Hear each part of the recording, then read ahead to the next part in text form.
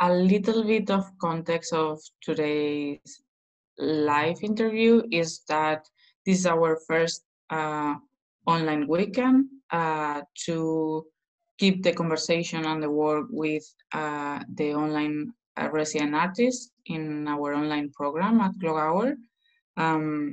As this is something that we started the program due to COVID-19 crisis in 2020, but we wanted to keep it going because we think it gets some connections going in these still strange circumstances. So we're really happy to have the opportunity to work with artists in different parts that they are not in Berlin.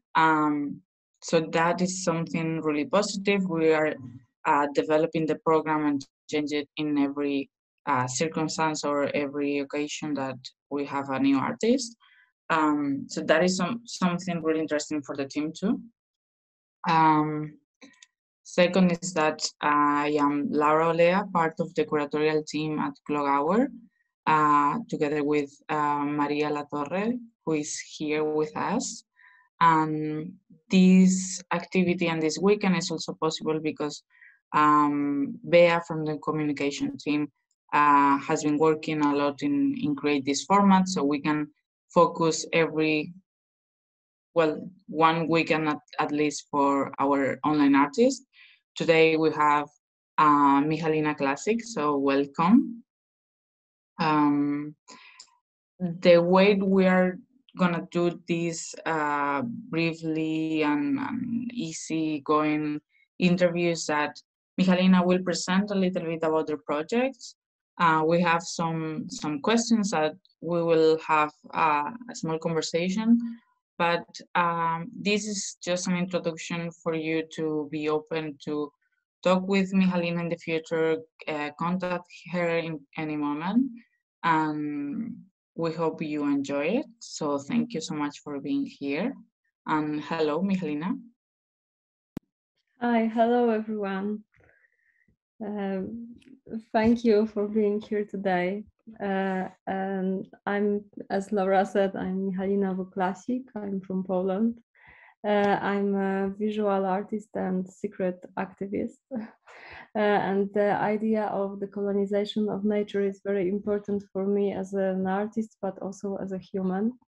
So as my residency project, I'm preparing a series of works about deforestation, which is currently taking place in Poland on a very huge scale. And to understand my project better, it's good to know a little bit about current political situation in Poland. So the extreme right-wing party is in power since 2015. And somehow with this nationalistic thinking comes also climate change denial and many actions that destroy nature. And this government gave silent permission to the state forest company to do the logging on a scale not seen here since Second World War. And maybe I'll show you some photographs. So I will share the screen. And there are two diagrams which show how many wood is sold from Polish forests. So we can see how it is changing. And here is the same thing, but in shorter period of time. So we can see that since 2000 till 2018, it almost doubled. And yeah, the pictures like this one are something which you can find almost everywhere now in my country. And those beautiful old trees marked to be cut down, which is the norm. And this picture shows the dream of forest industry. You know, they want to create plantation of monocultures, not, and they destroy real forest or ecosystems.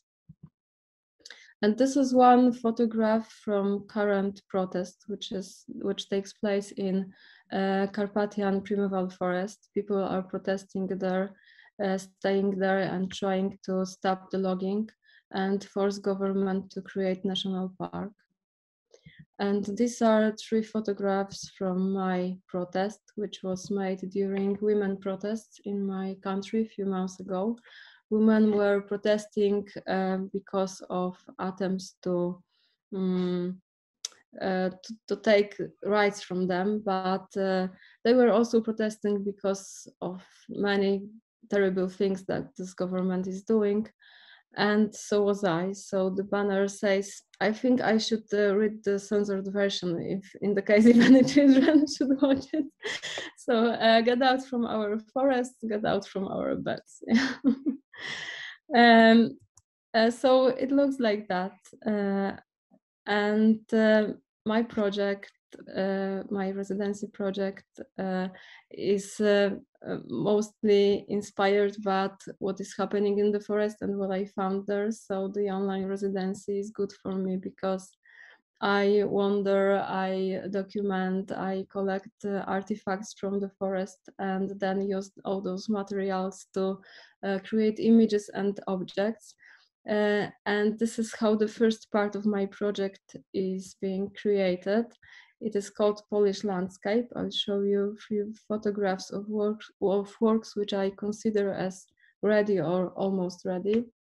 So this is a digital work created from many photographs of tree barks with the markings. And here is the visualization, how it would look like in a gallery. I want to print it on fragments of recycled cotton paper, and I want it to be accompanied by the real fragment of a tree bark with a marking. There are also destroyed birdhouses, which I found in the logging areas.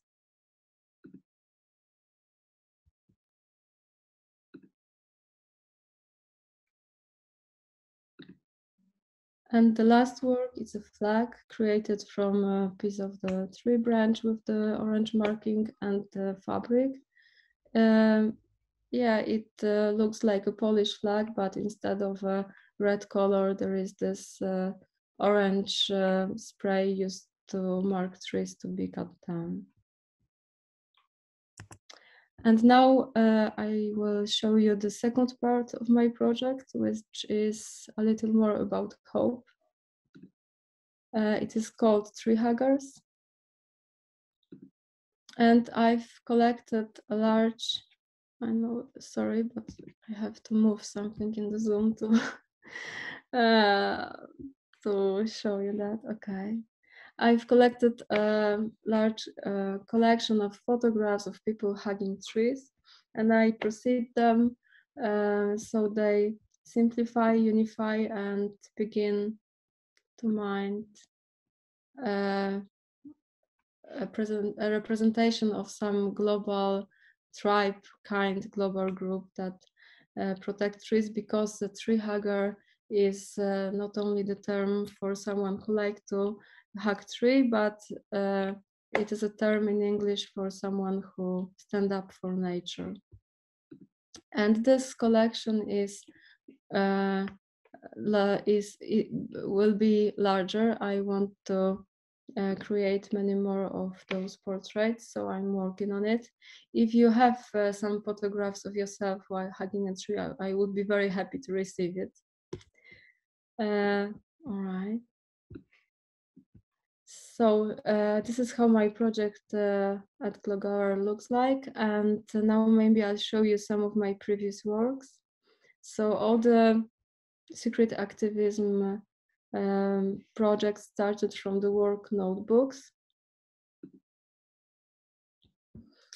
And this is a very simple work created from 4 notebooks. First one was something like a diary. I started to write down daily information about destructive human activity which reached me via internet or other media every day. And I thought that it would be a kind of a autotherapy, that it would help me to rework this knowledge, to deal with it, but it didn't happen. It was even more painful. But the diary changed into something like chronicle, showing the scale of cruelty. And when I was writing it, I reached for 2 other notebooks to write down one sentence over and over. In one, it was in direct translation: every day from the beginning, I try to forgive myself that I am a human. And in second one, every day from the beginning, I try to forgive you that you are a human. And I was repeating those sentences like mantra until I felt some kind of relief. And there is also a fourth notebook. At the beginning, I thought that it would be a continuation of the diary, but I understood that it is too destructive and too difficult to do this. So I just did the first thing that came to my mind. I submerged it entirely in black ink as a sign of a sadness that this knowledge evokes, and as a symbolic ending of a project. And now with hope. In the empty inkwells used to create the work notebooks and few other works, I planted Crassula ovata seedlings. In Polish, we say that this is a lucky tree. You know, we name it lucky tree. So these little objects accumulate in themselves my timid faith for possibility of change, and they are still growing and doing their work. Yeah. So now maybe to the birds. It is a documentation of action, which is accompanied by a short text. I created a sentence from sunflower seeds on the snow. The sentence was, "Forgive me that I am a human." And I was waiting for birds, but my presence deterred them, so I had to leave. And when I came back in the evening, it occurred that the seeds were gone. And maybe I show you last thing, my present journal, which is quarantine journal. And this is a journal which with every day of the pandemic is overgrown by new rows of plants. And instead of talking about it, I would like to read a quote from a famous Polish writer, Olga Tokarczuk. It will be a quote from her Nobel Prize speech. The problem today is that we do not yet have ready-made narratives, not only for the future, but even for the specific now, for the ultra-fast transformation of today's world. We lack language, points of view, metaphors, myths, and new fairy tales. Instead, we are witnesses to how these rusty and anachronistic old narratives are tried to be harnessed to a vision of the future. In a sense, we lack new ways of telling about the world. I keep wondering whether it is possible today to find the roots of a new story that is universal, holistic, non-exclusive, grounded in nature, full of context, and clear at the same time. Yeah, so I have these words of Olga Tokarczuk all the time in my mind, and I'm looking for those visual metaphors, stories that would give us strength to co-work and co-feeling. I think that I've already exceeded my time. So I would end at this work. If anyone is interested in my works, you can visit my website. Yeah, so thank you. Thank you so much. just play for a moment and we can talk, and then I will close it when it and yeah. Okay. Yeah, I love this video, and the object and the notebook seems like a beautiful forest or a beautiful wild place. It's really beautiful work. Thank you so much for your presentation and this selection of projects, previous projects, and also what you are doing right now with the Glow Hour program. I have to say that from the beginning, in our first interview and conversation with Maria, um, both we were really impressed about um, the gesture and the poetic and the symbolic work that you have been doing in your projects. I think there is something that brights a lot the way that you make a long process in your project to take a lot of time and dedication. For example, like this notebook is really detailed. That is something really interesting. Also, I want to take this moment of conversation to talk a little bit more about your methodology and decision making in the process of your of creation. First, I would like to take some time to talk about the framework that you name the sacred activism. I think is a really interesting approach to your practice. Of course, we can see in all the projects that you have been showing, um, the decolonization of nature is really important in your work, but also how you are doing that, how you are trying to be subtle in the way to uh, put some questions in the head of the audience. Um, in your website, you point to Michalai Smintiski, an artist that has a series of photographies under the title The Secret Performance as one of your reference. I would like to talk a little bit about this because I didn't know his work. I was researching a little bit about the process of this performance and documentation of this performance that they were documented as photographies. How do you find his work? How do you start to relate your practice, and why you decided to connect under this title or create this framework for developing your projects? Well, Mikołaj Smoczyński was a Polish conceptual artist who died in 2009, and yeah, he is one of my favorite artists. I really love his work. I admire the specific poetics of his work, intimacy, how he had this ability to bring out what is only intuitive, what is hidden. He took his work really seriously without assuming any pose, just a bit like Chema. And these are things important also in what I'm doing. And what I really admire also is how he wrote about art, about his works. I have his comments on works which were published by Museum of Contemporary Art in Krakow. And this is where I found the description of a work, The Secret Performance.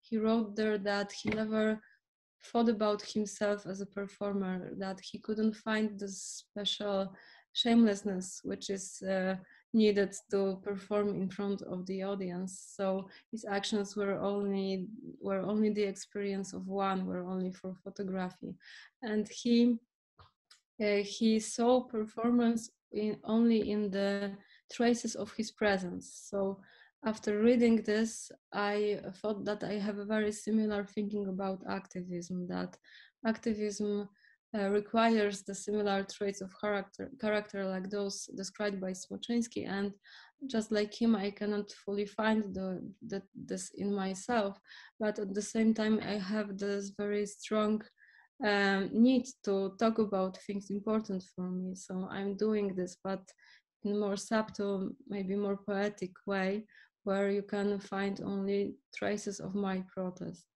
So this was the moment when I thought that the circuit activism is a good name for what I'm doing. Yeah. Also, maybe somehow is related to where we are talking about this secret activism and this relationship with the work and the audience. I found that there is a lot of emotions and of course feelings about that you put in your work, like for example this apology of please forgive me for being human, and this well, this is a situation that we are living as a generation. How we are able as an individuals to handle this issue is very complex. The climate crisis. So it seems like you are going through poetics and these intimate gestures, like for example the notebook that you were showing us, but also I would like to know if this subject that is really sensitive and your work is somehow a way to coping with that problem, to cope with that complexities. And also maybe, for example, for me, it could be a way to embrace the issue from another perspective too. So you are asking me how I'm dealing with this, yeah, with this knowledge. Yeah. So, well, I'm terrified, yeah, all the time. I'm smiling, but the knowledge about the climate catastrophe or the sixth extinction of species, the observation of how nature around me is being destroyed, this is really tough thing. And I think that all my works are an attempt to deal with this, but also a connection with other people, cooperation, like with my family, friends, but also students and other artists and activists. So this is where I found the strength to deal with it. Yeah, it was really great last year to work with Julian Wilming and Extinction Rebellion Hungary with preparing exhibition sustainability roots in Budapest. Also meeting amazing women from Open Out Festival, which are organizers of this festival, and the last edition was all about sustainability. It was called Leave No Trace. And now new cooperations with Atopos collective from Venice and people from Poland, and talking to you and our meetings, which I really appreciate. This is all which is very important and, you know, gives hope. Well, in fact, this is my next and last question. Is about this hope, is about this relationship with time and how it's gonna be, you know, like I always find that in some of your works, like for example, we see this To the Birds is a really poetic but a little bit tragic situation that the artwork disappears, but also you have this timid fate, as you said, this kind of hope at the end of the tunnel. How do you plan this timing in your artworks, the duration of them, and this connection with hope and the future in climate crisis? Yeah, it's a good question. Well, Time is definitely important in what I'm doing, and as you noticed, it is connected with hope, with a process, with an attempt to work out something better for the future. And I don't I don't have this need that my works survive long as a works of art, but I would really like the message they carry to survive, to have an impact. And I think that this is the case with the work to the birds, that and it was documented only in the form of few photographs and a short text, but I think it's enough. And sometimes it is important that the process of creation of works is long and difficult, like in the work notebooks or in the text installation every day from the beginning, when I wrote down those sentences over and over, filling the next pages. And at the end, they created the they took the surface of a really large wall. So this work have sense only when the process of its creation is time consuming, is some kind of a sacrifice. It is a bit a secret performance. And there are also a few works which are connected directly with the fight in a better future, like with hope, which you mentioned, but also cultivation and quarantine journal. These are the works where the process of their creation is direct metaphor for hope. Oh, that's a really beautiful phrase. And I feel is as your framework of secret activism points, is this relationship with not just the surface, a really complex matter, but in a beautiful way to think about. I think it's easier to approach that. For example, for me, it's an issue that it gives me a lot of anxiety. So I really think this connection through different elements, through different symbols. And for example, this notebook seems precious. Also, we can see a couple of these bird houses in the background of your studio. I have to say that thank you so much for sharing your work. Thank you so much for bringing your research and your work to Glow Hours program. We're really happy to work with these issues. Even in the online program is really interesting. Think about your process in your forest, that we always talk about that. And yeah, I hope you keep growing up your project of tree huggers, and people send you a lot of hugs to trees. And thank you so much. Thank you, everybody.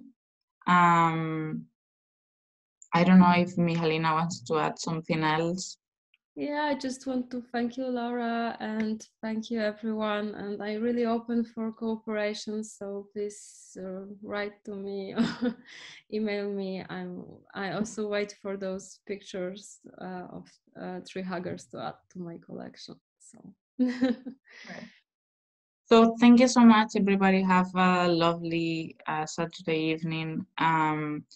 We will keep going with these online weekends during May.